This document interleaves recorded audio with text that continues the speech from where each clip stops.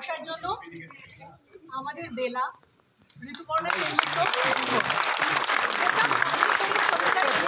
এবং আমাদের বাকি কাস্ট অ্যান্ড ক্রু সবাই রয়েছেন এখানে। অধিকাংশ যে ছবিতে আপনারা দেখে ফেলেছেন, বাকি যাদেরকে ওইখানে হয়তো এন্টারপ্লে ছবি সহ জায়গা দেওয়া যায়নি, তারা সবাই আমাদের এখানে রয়েছেন। আমি অনেকটা রাত হয়ে গেছে, আলাদা করে আর বলছি না, শুধু একটাই কথা, যদি ছবিটা আপনাদের ভালো লাগে, কারণ অনিলাভর প্রথম ছবি, একটু বলবেন বা লিখবেন যাতে দর্শক আসেন, কারণ যে কোনো প্রোডাকশনের পক্ষেই প্রথম দিকটা ভেরি একটা সবাই যদি আপনারা একটু বলেন দেখে, আর যদি সবাই আসে ছবি আবার আনবো। এই যে চোখে জল পড়ছে, এখনো চোখে জল, শর্মিষ্ঠা ওটাই আমি বিশ্বাস করি। তাই শর্মিষ্ঠা একটা স্বচ্ছ বই দেখলাম। আচ্ছা ঋতু, তুমি আগে বলো, তারপর অনিলাভ বলবো। আমি কি করবো, আমার ভীষণ ইমোশনাল লাগছে আমার। আপনাদের কেমন লাগলো একটু শুনতে চাই।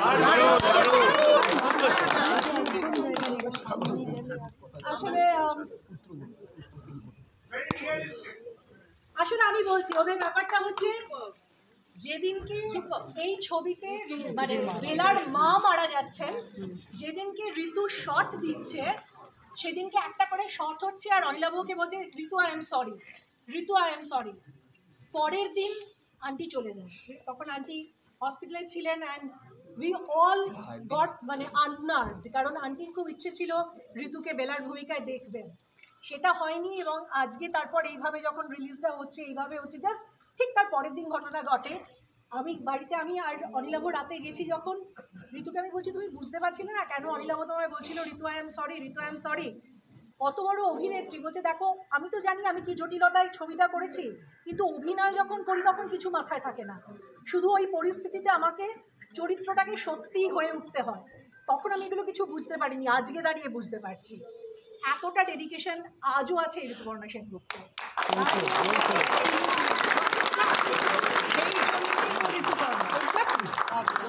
আমি একটা কথা বলতে চাই আমার পরিচালককে নিয়ে এবং আমার পুরো টিমকে নিয়ে।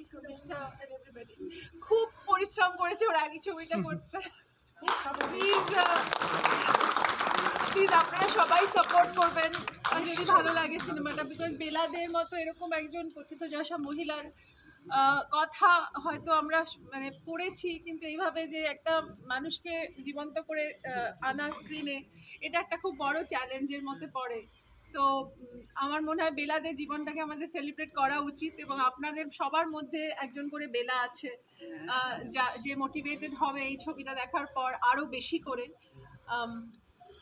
তাই আমি চাই যে এই টিমটা খুব পরিশ্রম করে এই ছবিটা বানিয়েছে, এবং আপনারা জানেন তো যে এখানে বাংলা ছবি আমাদের অনেক কিছু সংঘর্ষের মধ্যে দিয়ে একটা ছবিকে আনতে হয়, একটা ছবিকে দাঁড় করাতে হয়, কারণ এখানে এত রকম ইনফ্লুয়েন্স আছে। আমরা তো নিজেদের শুধু ভাষার ছবি আমরা দেখি না, এখানে সব রকম ভাষার ছবি আসে।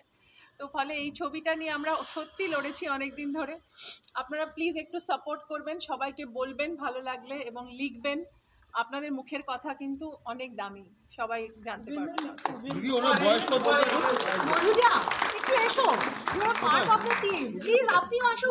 আপনারা তো ছবির পার্ট। দিদি বেলাদের বয়স কত তো এখন?